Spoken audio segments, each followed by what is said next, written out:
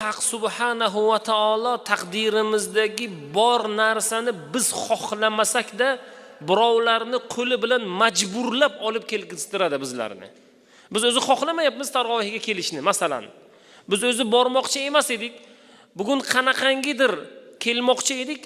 Har kuni kelyapmiz, bugun dam olmoqchi edik, masalan. Lekin kimlarnidir qo'li bilan, kimlarnidir kel deyishligi bilan, qanaqangidir sabablar bilan Alloh taolo keltirib qo'yadi. Nimagaki? U taqdirimizda bor edi. Alloh taolo biz sizlarni mana shu joydan bilaylik, Alloh taolo bizlarni yaxshilardan deb yozgan.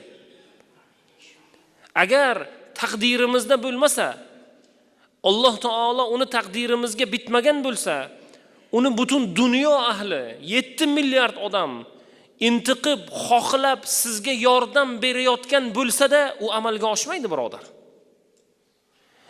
Alloh uni